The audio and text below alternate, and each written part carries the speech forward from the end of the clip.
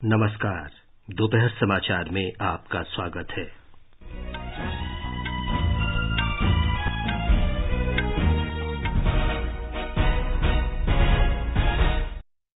प्रधानमंत्री नरेंद्र मोदी ने कहा, कोरोना काल में भारतीय प्रौद्योगिकी ने न केवल स्वयं को सिद्ध किया बल्कि खुद को विकसित भी किया। प्रधानमंत्री आज तमिलनाडु में तेल और गैस क्षेत्र की कई प्रमुख परियोजनाओं की शुरुआत करेंगे। यूरोप और अफ्रीका के प्रतिनिधियों का एक दल 2 दिन की जम्मू कश्मीर यात्रा पर श्रीनगर पहुंचा। 15 राज्यों ने व्यापार सुगम बनाने का काम सफलतापूर्वक पूरा किया। देश में अब तक करीब 90 लाख लोगों को कोविड का टीका लगाया गया।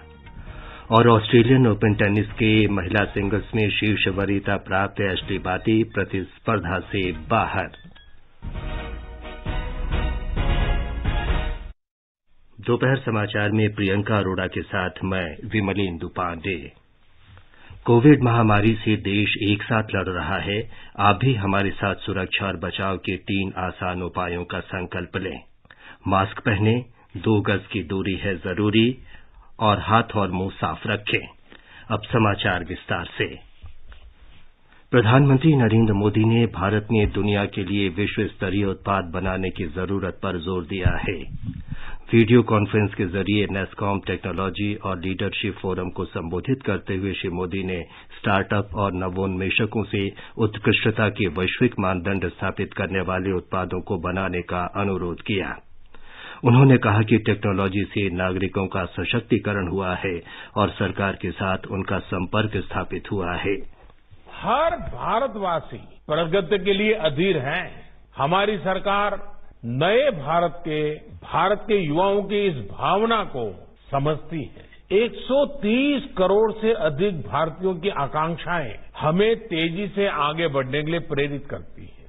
नए भारत से जुड़ी अपेक्षाएं जितनी सरकार से हैं उतनी ही आपसे भी है, देश के प्राइवेट सेक्टर से भी है। लोगों को डिजिटल रूप में सहज जानकारी देने और समाज के सबसे कमजोर व्यक्ति तक सेवाएं पहुंचाने में भी टेक्नोलॉजी प्रभावी रही है। श्री मोदी ने कहा कि भारत में नवीन विचारों की कमी नहीं है, इसे पथ प्रदर्शकों की आवश्यकता है जो विचारों को मूर्त रूप प्रदान करने में मदद कर सकें। एक ऐसा समय है जब दुनिया भारत की तरफ पहले से कहीं ज्यादा उम्मीद और भरोसे के साथ देख रही है। हमारे यहां कहा गया है, न दैन्यम न पलायनम, यानी चुनौती कितनी भी मुश्किल हो, हमें खुद को कमजोर नहीं समझना चाहिए और न ही चुनौती से डरकर पलायन करना चाहिए। श्री मोदी ने कहा, जब पूरा विश्व घर की 4 दीवारी में सीमित था, तब देश का आईटी सेक्टर पहले की तरह समर्पण और निष्ठा से काम करता रहा।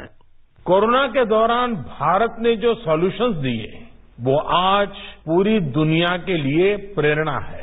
और जैसा अभी आप सब साथियों को मुझे सुनने का मौका मिला, सीईओज ने जो बताया, इसमें भी भारत की आईटी इंडस्ट्री ने कमाल करके दिखाया है। When the chips were down, your core kept things running. जब पूरा देश घर की 4 दीवारी में सिमट गया था, तब आप घर से ही इंडस्ट्री को स्मूथली चला रहे थे। बीते साल के आंकड़े दुनिया को भले ही चकित करते हो, आपकी क्षमताओं को देखते हुए भारत के लोगों को ये बहुत स्वाभाविक लगता है। श्री मोदी ने कहा कि पहले भारत टीकों के लिए दूसरे देशों पर निर्भर था, लेकिन आज स्वयं दूसरे देशों को कोरोना की वैक्सीन उपलब्ध करा रहा है। कोरोना के दौरान भारत के ज्ञान विज्ञान, हमारी टेक्नोलॉजी ने न सिर्फ खुद को साबित किया है बल्कि खुद को इवॉल्व भी किया है। एक समय था जब हम स्मॉल पॉक्स के टीके के लिए भी दूसरे देशों पर निर्भर थे। एक समय ये भी है जब हम दुनिया के अनेकों देशों को made in India corona vaccine दे रहे हैं। प्रधानमंत्री ने कहा कि सरकार जानती है कि अवरोधों से भविष्य का नेतृत्व कभी विकसित नहीं हो सकता। सरकार टेक्नोलॉजी उद्योग से सभी गैर जरूरी नियमों को हटाने की कोशिश कर रही है। प्रधानमंत्री ने इस बात पर खुशी प्रकट की कि नकदी पर बहुत अधिक निर्भर देश का समाज अब नकदी रहित अर्थव्यवस्था में बदल रहा है। एक बड़े प्रयास के तहत मैपिंग और जियो स्पेशियल डेटा से संबंधित नीतियों को उद्योगों के लिए उदार बनाया गया है।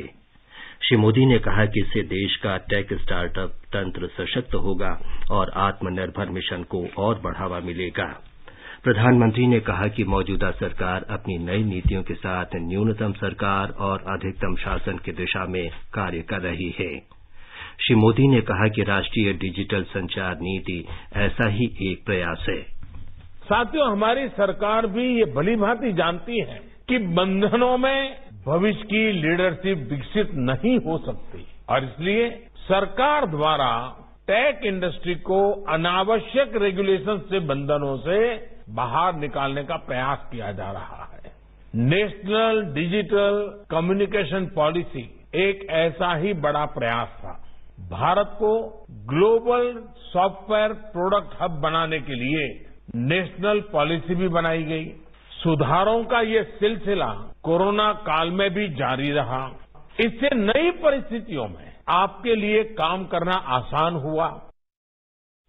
प्रधानमंत्री नरेंद्र मोदी वीडियो कॉन्फ्रेंस के जरिए आज शाम तमिलनाडु में एन्नोर, तिरुवरूर, बेंगलुरु, पुदुचेरी, नागपट्टनम, मदुरै, तुतिकोरिन प्राकृतिक गैस पाइपलाइन का उद्घाटन करेंगे। ब्यौरा हमारी संवाददाता से। रामनाथपुरम तुतुकुड़ी खंड 143 किलोमीटर लंबा होगा। इस पर करीब 700 करोड़ रुपए की लागत आई है। इस परियोजना से तेल और प्राकृतिक गैस आयोग के कुओं की गैस का इस्तेमाल तथा प्राकृतिक गैस को उद्योगों और अन्य व्यापारिक उपभोक्ताओं को उपलब्ध कराने में मदद मिलेगी। Shri Modi Chennai petroleum corporation limited Manali और रामनाथपुरम के तुतिकोरिन प्राकृतिक गैस पाइपलाइन और गैसोलीन डीसल्फराइजेशन इकाई राष्ट्र को समर्पित करेंगे। प्रधानमंत्री नागपट्टनम में कावेरी बेसिन तेल शोधक केंद्र की आधारशिला भी रखेंगे। इन परियोजनाओं के शुरू होने से राज्य को सामाजिक और आर्थिक लाभ होंगे। इसके अलावा देश ऊर्जा की आत्मनिर्भरता की दिशा में आगे बढ़ेगा। इस अवसर पर तमिलनाडु के राज्यपाल बनवारी लाल पुरोहित, राज्य के मुख्यमंत्री ई.के. पलनीसामी और पेट्रोलियम मंत्री धर्मेंद्र प्रधान उपस्थित रहेंगे। Chennai petroleum corporation limited Manali के गैसोलीन सल्फर रहित इकाई के निर्माण पर करीब 500 करोड़ रुपए की लागत आई है। ये 8 ppm वाली इकाई है और इसे पर्यावरण के अनुकूल गैसोलीन से कम सल्फर का उत्पादन करने वाला बनाया गया है। साथ ही ये उत्सर्जन को कम करने में मदद करेगा, जिससे पर्यावरण भी स्वच्छ रहेगा। समाचार कक्ष से मैं कनकलता। देश के पूर्वी भाग में परिवहन और विकास को महत्व देने के सरकार के प्रयास के तहत कल असम में महाबाहु ब्रह्मपुत्र जलमार्ग का उद्घाटन किया जाएगा।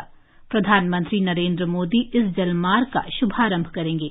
वे धुबरी फूलबाड़ी पुल का शिलान्यास करेंगे और माजुली पुल के निर्माण का भूमि पूजन भी करेंगे।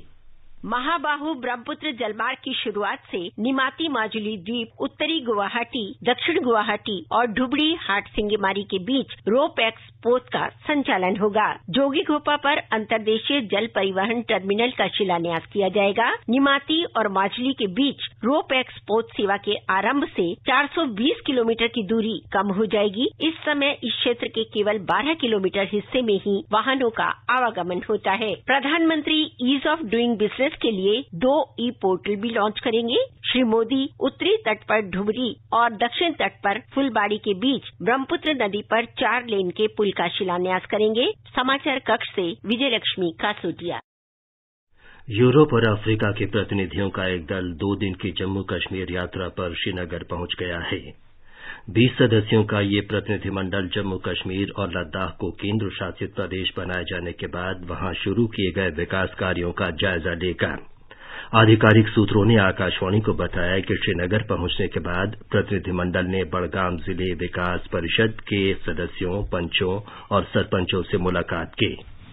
एक वरिष्ठ अधिकारी ने आकाशवाणी समाचार को बताया कि घाटी पहुंचते ही ये दल बड़गाम के मागाम इलाके में गया, जहां इसने हाल ही में नियुक्त डीडीसी सदस्यों, पंचों और सरपंचों से मुलाकात की। बड़गाम जिले के विकास परिषद के अध्यक्ष नजीर खान ने इस दल को जिले में चल रही विकास प्रक्रिया के बारे में जानकारी दी। उन्होंने कहा कि विकास के काम गांव, ब्लॉक और जिला स्तर पर जोरों शोर से जारी है और पूरी प्रक्रिया शहरी और ग्रामीण स्तरों पर लोकल बॉडी चुनाव से शुरू हुई। बाद में इस दल ने कई और लोगों से भी मुलाकात की और जमीनी स्तर पर विभिन्न मुद्दों के बारे में उनसे जानकारी ली। ये प्रतिनिधिमंडल श्रीनगर में भी हाल ही में चुने गए डीडीसी चेयरपर्सन और विभिन्न सिविल सोसाइटी गुटों से मिलने के अलावा हजरतबल दरगाह और डल झील भी जाएगा। शफाक शाह, आकाशवाणी समाचार, श्रीनगर।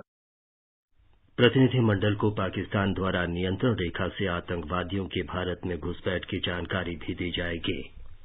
हमारी संवाददाता ने बताया है कि प्रतिनिधिमंडल का श्रीनगर में शेर-ए-कश्मीर इंटरनेशनल कन्वोकेशन सेंटर जाने का भी कार्यक्रम है। अपने 2 दिवसीय दौरे के पहले दिन आज ये दूत घाटी में कुछ प्रमुख नागरिकों और प्रशासनिक सचिवों के साथ बैठकें करने के अलावा जिला विकास परिषदों के नवनिर्वाचित सदस्यों से भी मिल रहे हैं, जो उनको ये बता रहे हैं कि किस तरह जम्मू कश्मीर में लोकतांत्रिक संस्थाओं को मजबूत किया गया है और किस तरह पंचायतों को वित्तीय अधिकार देकर उनका सशक्तिकरण किया गया है। श्रीनगर के एसके कन्वोकेशन सेंटर में भी नवनिर्वाचित सदस्य ग्रुप से मुलाकात करेंगे। कानून व्यवस्था से जुड़े वरिष्ठ अधिकारियों द्वारा उन्हें सुरक्षा स्थिति, विशेष रूप से पाकिस्तान द्वारा एलओसी पर लगातार संघर्ष विराम के उल्लंघन और घुसपैठ के बारे में भी बताया जाएगा। दूत कल जम्मू में लेफ्टिनेंट गवर्नर मनोज सिन्हा से मुलाकात करने के अलावा जिला विकास परिषदों के सदस्यों और कुछ प्रमुख नागरिकों से भी मुलाकात करेंगे। नसीर राठौर, आकाशवाणी समाचार, जम्मू। अगस्त 2019 में जम्मू कश्मीर में अनुच्छेद 370 को समाप्त कर इसे 2 केंद्र शासित प्रदेशों लद्दाख और जम्मू कश्मीर में बदलने के बाद से विदेशी दूतों का जम्मू कश्मीर का ये तीसरा दौरा है। एक रिपोर्ट। अगस्त 2019 में अनुच्छेद 370 के निरस्त होने के बाद इस केंद्र शासित प्रदेश जम्मू और कश्मीर में विदेशी राजनयिकों की यह तीसरी यात्रा है। पिछले साल जनवरी में 15 राजनयिकों की पहली टीम ने जम्मू और कश्मीर का दौरा किया था ताकि जमीनी स्थिति के संबंध में जानकारी प्राप्त की जा सके। प्रतिनिधिमंडल ने विभिन्न समुदायों के सदस्यों और राजनीतिक नेताओं से मुलाकात की थी। सभी लोगों ने अनुच्छेद 370 के निरस्तीकरण का स्वागत किया था और इसे जम्मू और कश्मीर के लोगों के लिए भी लाभदायक बताया था। इसके बाद यूरोपीय संघ और खाड़ी देशों के 25 विदेशी राजदूतों की दूसरी टीम ने भी पिछले साल फरवरी में दौरा किया था। इस प्रतिनिधिमंडल ने कश्मीरी व्यापारियों, युवाओं और खिलाड़ियों से मुलाकात की थी। सभी लोग इस बात पर एकमत थे कि भारत ने जम्मू और कश्मीर में सामान्य स्थिति बहाल करने के लिए सकारात्मक कदम उठाए हैं। दीपेंद्र कुमार, आकाशवाणी समाचार, दिल्ली। पृथ्वी विज्ञान मंत्रालय ने भारतीय समुद्री व्यापार अर्थव्यवस्था की नीति ब्लू इकोनॉमी के मसौदे से संबंधित सुझाव आमंत्रित किए हैं। इस मसौदे से देश में उपलब्ध समुद्री संसाधनों का उपयोग करने के लिए सरकार द्वारा अपनाई जा सकने वाली रणनीति को बनाने में मदद मिलेगी। इस मसौदे का उद्देश्य भारत की अर्थव्यवस्था में समुद्री योगदान को बढ़ाना, तटवर्ती इलाकों में रहने वाले समुदाय के लोगों के जीवन को बेहतर बनाना, तटीय समुद्री जैव विविधता को संरक्षित करना और समुद्री क्षेत्रों तथा संसाधनों की सुरक्षा को बनाए रखना है। इसके लिए हितधारक उद्योग, गैर सरकारी संगठन, शिक्षाविद और नागरिक इस महीने की 27 तारीख तक अपने विचार और सुझाव भेज सकते हैं। केंद्रीय बजट 2021-22 पर विशेष श्रृंखला में आज हम आपको अनुसूचित जातियों और जनजातियों के कल्याण के लिए की गई प्रमुख घोषणाओं के बारे में जानकारी देंगे। वर्ष 2021-22 के बजट में जनजातीय कार्य मंत्रालय के लिए 7,524 करोड़ रुपए का प्रावधान किया गया है, जो अब तक का सर्वाधिक है। सामाजिक न्याय और अधिकारिता विभाग का वार्षिक व्यय पिछले वित्त वर्ष के मुकाबले 28% बढ़ाया गया है। अपने बजट भाषण में वित्त मंत्री निर्मला सीतारामन ने बताया कि सरकार ने जनजातीय क्षेत्रों में 750 एकलव्य आदर्श आवासीय विद्यालय खोलने का लक्ष्य रखा है। We have set ourselves a target of establishing 750 Eklavya model residential schools in our tribal areas. I propose to increase the unit cost of each such school from 20 crores, which is what it is now, to 38 crores, and for hilly and difficult areas to 48 crores. This would help creating robust infrastructure facilities for our tribal students. We have revamped the post-matric scholarship scheme for the welfare of scheduled caste students. I have also enhanced the central assistance in this regard. We are allotting 35,219 crores for 6 years till 25-26 to benefit 4 crores scheduled caste students. वित्त मंत्री ने कहा कि सरकार ने अगले 5-6 वर्षों की अवधि के लिए अनुसूचित जाति के करोड़ों विद्यार्थियों के लाभ के उद्देश्य से धन का आवंटन किया है। ब्यौरा हमारे संवाददाता से। अनुसूचित जनजाति के कल्याण के लिए धनराशि के कुल आवंटन में भी इस वर्ष काफी बढ़ोतरी हुई है। केंद्रीय बजट 2021-22 में 41 मंत्रालयों या विभागों के अनुसूचित जनजाति घटक एसटीसी फंड के रूप में 78,256 करोड़ रुपए की राशि आवंटित की गई है, जो कि पिछले वित्त वर्ष के एसटीसी बजट में 50% से अधिक की वृद्धि है। सामाजिक न्याय और अधिकारिता मंत्रालय के लिए इस बार के आम बजट में 10,517 करोड़ रुपए से अधिक स्वीकृत किया गया है, जो कि वित्त वर्ष 2020-21 के संशोधित वार्षिक परिव्यय की तुलना में 28% ज्यादा है। विभाग के लिए वित्त वर्ष 2021-22 में निर्धारित वार्षिक बजटीय परिव्यय का लगभग 76% केंद्र प्रायोजित योजनाओं के तहत राज्यों के लिए आवंटित किया गया है। अनुसूचित जातियों के कल्याण के लिए सभी मंत्रालयों के बजटीय आवंटन को 51.65% बढ़ाकर 1,26,259 करोड़ रुपए कर दिया गया है। अनुपम मिश्र, आकाशवाणी समाचार, दिल्ली। ये समाचार हमारी वेबसाइट newsonair.com/hindi और हमारे mobile app news on AIR पर भी उपलब्ध हैं। चलो मिलकर एक शुरुआत करें, चलो एक फैसला आज करें, मास्क नहीं तो टोकेंगे, कोरोना को रोकेंगे, चलो एक इरादा करते हैं, चलो कुछ वादा करते हैं, मास्क नहीं तो टोकेंगे, कोरोना को रोकेंगे। दोपहर समाचार में आपका फिर स्वागत है। आगे बढ़ने से पहले मुख्य समाचारों पर एक नजर। प्रधानमंत्री नरेंद्र मोदी ने कहा, कोरोना काल में भारतीय प्रौद्योगिकी ने न केवल स्वयं को सिद्ध किया बल्कि खुद को विकसित भी किया। प्रधानमंत्री आज तमिलनाडु में तेल और गैस क्षेत्र की कई प्रमुख परियोजनाओं की शुरुआत करेंगे। यूरोप और अफ्रीका के प्रतिनिधियों का एक दल 2 दिन की जम्मू कश्मीर यात्रा पर श्रीनगर पहुंचा। 15 राज्यों ने व्यापार सुगम बनाने का काम सफलतापूर्वक पूरा किया। देश में अब तक करीब 90 लाख लोगों को कोविड टीका लगाया गया और ऑस्ट्रेलियन ओपन टेनिस के महिला सिंगल्स में शीर्ष वरीयता प्राप्त एशली बार्टी प्रतिस्पर्धा से बाहर। देश में व्यापार सुगमता संबंधी सुधार करने वाले राज्यों की संख्या 15 हो गई है। वित्त मंत्रालय ने बताया है कि और 3 राज्य गुजरात, उत्तर प्रदेश और उत्तराखंड ने व्यापार सुगमता सुधार लागू कर दिए हैं। उद्योग और अंतर्राष्ट्रीय व्यापार संवर्धन संबंधी विभाग की अनुशंसा पर व्यय विभाग ने इन तीनों राज्यों को खुले बाजार से अतिरिक्त 9,905 करोड़ रुपए के वित्तीय संसाधन जुटाने की अनुमति दे दी है। मंत्रालय ने बताया है कि इससे पहले आंध्र प्रदेश, असम, हरियाणा, हिमाचल प्रदेश, कर्नाटक, केरल, मध्य प्रदेश, ओडिशा, पंजाब, राजस्थान, तमिलनाडु और तेलंगाना ने भी ये सुधार लागू कर दिए थे। अब इन 15 राज्यों को 38,000 करोड़ रुपए से अधिक की अतिरिक्त राशि जुटाने की अनुमति मिल गई है। व्यापार सुगमता देश में निवेश के उपयुक्त व्यापारिक माहौल होने का एक महत्वपूर्ण सूचक है।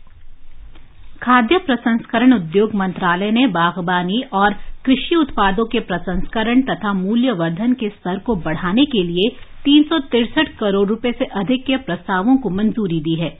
इससे किसानों की आय दोगुनी होगी और स्थानीय स्तर पर रोजगार को बढ़ावा मिलेगा। खाद्य प्रसंस्करण उद्योग मंत्री नरेंद्र सिंह तोमर की अध्यक्षता में कल 2 अंतर मंत्रालय स्वीकृति समिति की बैठकों में इसको मंजूरी दी गई। बैठक में खाद्य प्रसंस्करण राज्य मंत्री रामेश्वर तेली भी उपस्थित थे। जल जीवन मिशन ने 3 करोड़ 53 लाख ग्रामीण घरेलू नल जल कनेक्शन प्रदान करके नया रिकॉर्ड बनाया है। जल शक्ति मंत्रालय ने कहा है कि राज्यों और केंद्र शासित प्रदेशों के अथक प्रयासों से ये उपलब्धि हासिल हुई है। 2024 तक हर ग्रामीण परिवार को नल का जल कनेक्शन उपलब्ध कराने के उद्देश्य से प्रधानमंत्री नरेंद्र मोदी द्वारा 2019 में जल जीवन मिशन की घोषणा की गई थी। जल शक्ति मंत्रालय ने कहा है कि 15 अगस्त 2019 को 18 करोड़ 93 लाख ग्रामीण परिवारों में से केवल 17% के पास पानी के कनेक्शन थे। केंद्र सरकार ने कहा है कि अब तक देश में लगभग 90 लाख लोगों को कोविड का टीका लगाया गया। इनमें 64 लाख से अधिक स्वास्थ्यकर्मी और 25 लाख से अधिक अग्रिम पंक्ति के कर्मचारी शामिल हैं। स्वास्थ्य मंत्रालय ने बताया है कि पिछले 24 घंटों में 2,76,000 से अधिक स्वास्थ्यकर्मियों का टीकाकरण किया गया।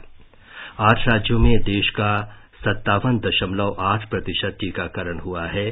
केवल उत्तर प्रदेश में ही देश का 10.4% टीकाकरण हुआ है। कोविड टीकाकरण के बाद कल तक 36 लोगों को अस्पताल में भर्ती कराया गया, जिनमें से 22 लोगों को इलाज के बाद छुट्टी दे दी गई। टीकाकरण के बाद अब तक 29 लोगों की मौत भी हुई है, जिनमें से 12 लोगों की मौत अस्पताल में हुई, 17 लोगों की मौत अन्य स्थानों पर हुई। देश में कोरोना संक्रमण से ठीक होने की दर 97.33% हो गई है। पिछले 24 घंटे में 11,833 लोग कोविड से स्वस्थ हुए। स्वास्थ्य मंत्रालय ने बताया है कि अब तक इस बीमारी से 1,06,44,000 से अधिक मरीज स्वस्थ हो चुके हैं। कल 11,610 नए रोगी सामने आए और 100 लोगों की मृत्यु हुई। अब तक 1,55,000 से अधिक लोग इस महामारी का शिकार हो चुके हैं। इस समय 1,36,549 लोगों का उपचार किया जा रहा है। राजस्थान में 6,22,000 से अधिक लोगों को कोविड के पहले चरण के टीके लगाए गए, जबकि 14,500 लोगों को दूसरे चरण का टीकाकरण किया गया।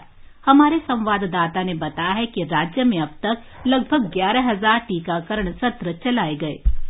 प्रदेश में स्वास्थ्य कार्यकर्ताओं को दूसरा टीका लगाने का काम जारी है। साथ ही ग्रामीण विकास के तहत प्राथमिक शिक्षा के शिक्षकों को भी कोरोना के टीके लगाए जा रहे हैं। राज्य में अब कोरोना के महज 1,257 सक्रिय मामले बचे हैं। रोज आने वाले नए संक्रमितों की संख्या भी 100 से कम है।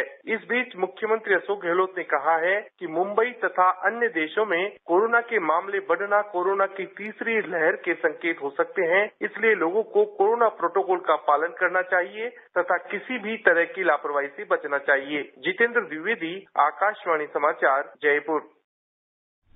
मुंबई में कोविड के बढ़ते मामलों पर वहां की मेयर किशोरी पेडनेकर द्वारा कड़े उपायों की जानकारी देने के बाद अब बृहन मुंबई नगर महापालिका के अपर आयुक्त सुरेश काकनानी ने भी लोगों को चेतावनी दी है कि मुंबई में अगले 10 दिनों में कोविड की स्थिति की समीक्षा के बाद कई कड़े फैसले लिए जा सकते हैं। ब्यौरा हमारे संवाददाता से। मुंबई में कोविड मामलों में बढ़ोतरी को ध्यान में रखते हुए बृहन मुंबई महानगर निगम कड़े कदम उठाने के लिए तैयार है। हाल ही में सबके लिए लोकल ट्रेन शुरू होने के बाद मुंबई तथा उपनगरों में कुछ जगहों पर मरीजों की संख्या में वृद्धि हो रही है। हालांकि स्वास्थ्य मंत्री राजेश टोपे ने इस वृद्धि के लिए इसे ठोस कारण मानने से इनकार किया है। वहीं बीएमसी के अधिकारियों ने ट्रेन में सफर करते समय होने वाले अनुशासन के उल्लंघन के साथ साथ आजकल कई जगह पर चल रहे विवाह तथा सगाई के समारोह में होने वाली भीड़ की ओर ध्यान आकर्षित किया है। मुंबई में चेंबूर इलाके में पिछले एक हफ्ते से लगातार बढ़ने वाले मरीजों की संख्या को ध्यान में लेते हुए एक सोसाइटी को बीएमसी ने पत्र लिखकर सावधानी के उपायों पर अमल करने को कहा है। वहीं दूसरी ओर मुंबई की मेयर किशोरी पेडनेकर खुद रेलवे प्लेटफॉर्म पर जाकर यात्रियों में मास्क और सोशल डिस्टेंसिंग के बारे में जागरूकता उत्पन्न करने के प्रयास कर रही है। मुंबई में मरीजों की संख्या को फिर से राहत स्तर पर लाने के लिए बीएमसी कड़े कदम उठा रही है, लेकिन लोगों के प्रतिसाद के ऊपर इन प्रयासों की कामयाबी निर्भर है। शैलेश पाटिल, आकाशवाणी समाचार, मुंबई। आकाशवाणी का समाचार सेवा प्रभाग आज अपने फोन इन कार्यक्रम में कोविड-19 पर विशेष परिचर्चा प्रसारित करेगा। रांची के वरिष्ठ चिकित्सक राजेश जायसवाल चर्चा में भाग लेंगे। श्रोता टोल फ्री नंबर 1800-115767 पर विशेषज्ञ से सवाल पूछ सकते हैं। श्रोता टेलीफोन नंबर 011-2331-4444 पर भी कॉल कर सकते हैं। हमारे Twitter handle @AIR news alert पर #AskAIR के जरिए भी प्रश्न पूछे जा सकते हैं। इस कार्यक्रम को आज रात 9:30 बजे से FM गोल्ड चैनल और अतिरिक्त मीटरों पर सुना जा सकता है। ये कार्यक्रम हमारी वेबसाइट newsonair.com और हमारे YouTube channel news on AIR official पर भी उपलब्ध रहेगा। इसे आप हमारे mobile app news on AIR से भी सुन सकते हैं।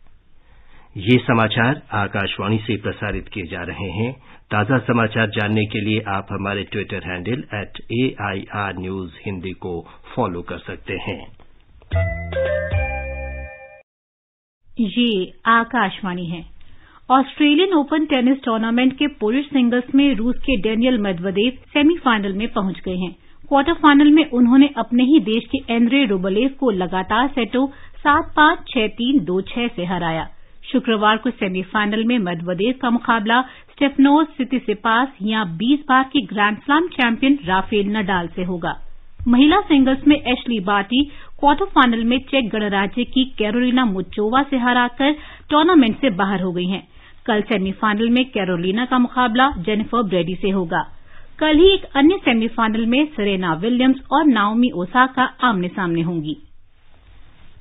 गृह मंत्री और भाजपा के वरिष्ठ नेता अमित शाह पश्चिम बंगाल के 2 दिन के दौरे पर आज रात कोलकाता पहुंच रहे हैं। वे कल गंगा सागर में कपिल मुनि आश्रम जाएंगे और दक्षिण 24 परगना जिले में काकद्वीप से भाजपा की परिवर्तन यात्रा के 5वें और अंतिम चरण की शुरुआत करने से पहले नामखाना में नारायणपुर गांव में एक प्रवासी परिवार के साथ भोजन करेंगे। इसके बाद श्री शाह कोलकाता में कुछ कार्यक्रमों में शामिल होंगे।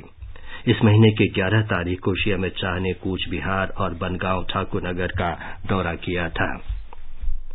सिक्किम के मुख्यमंत्री PS तमांग ने पिछले सप्ताह गांगटोक में सिक्किम की छात्राओं के लिए मुफ्त उपहार दूध की शुरुआत की। इससे करीब 1500 छात्राओं को फायदा होगा।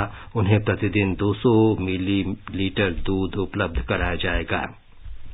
और अब एक नजर आज के मौसम पर।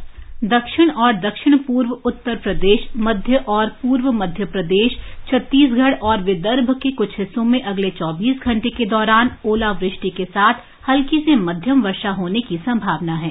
पश्चिम बंगाल, सिक्किम, असम, मेघालय, अरुणाचल प्रदेश तथा अंडमान और निकोबार द्वीप समूह में 1 या 2 इलाकों में मध्यम से हल्की वर्षा हो सकती है। राष्ट्रीय राजधानी दिल्ली में आज सुबह कोहरा छाया रहा। न्यूनतम तापमान 11 डिग्री सेल्सियस दर्ज किया गया। अधिकतम तापमान 28 डिग्री सेल्सियस के आसपास रहेगा। मुंबई में आंशिक रूप से बादल छाए रहेंगे। न्यूनतम तापमान 24 डिग्री सेल्सियस रहा और अधिकतम तापमान 27 डिग्री सेल्सियस रहने के आसार हैं। चेन्नई में सुबह कोहरा छाया रहा, बाद में आंशिक रूप से बादल छाए रह सकते हैं। न्यूनतम तापमान 20 डिग्री सेल्सियस रहा और अधिकतम तापमान 32 डिग्री सेल्सियस रहने के आसार हैं। कोलकाता में आंशिक रूप से बादल छाए रहेंगे। जम्मू में आसमान साफ रहेगा।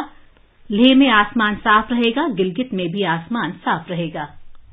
भारत रत्न से सम्मानित शास्त्रीय गायक पंडित भीमसेन जोशी की जन्म शताब्दी के उपलक्ष्य में कई कार्यक्रम आयोजित किए जा रहे हैं।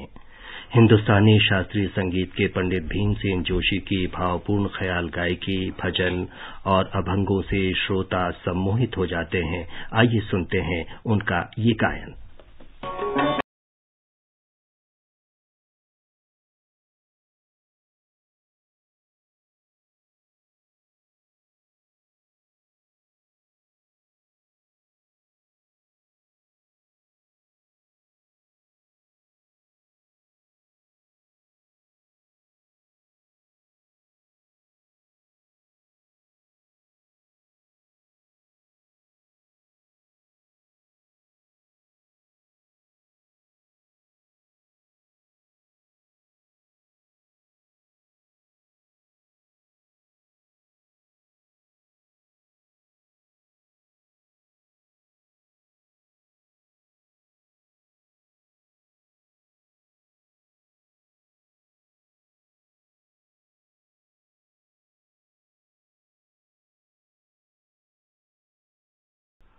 अंत में मुख्य समाचार एक बार फिर।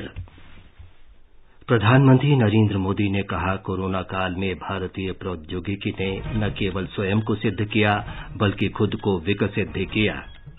प्रधानमंत्री आज तमिलनाडु में तेल और गैस क्षेत्र की कई प्रमुख परियोजनाओं की शुरुआत करेंगे। यूरोप और अफ्रीका के प्रतिनिधियों का एक दल 2 दिन की जम्मू कश्मीर यात्रा पर श्रीनगर पहुंचा। 15 राज्यों ने व्यापार सुगम बनाने का काम सफलतापूर्वक पूरा किया। देश में अब तक करीब 90 लाख लोगों को कोविड टीका लगाया गया। और ऑस्ट्रेलियन ओपन टेनिस के महिला सिंगल्स में शीर्ष वरीयता प्राप्त एशली बार्टी प्रतिस्पर्धा से बाहर। इसके साथ ही दोपहर समाचार का ये अंक समाप्त हुआ। नमस्कार।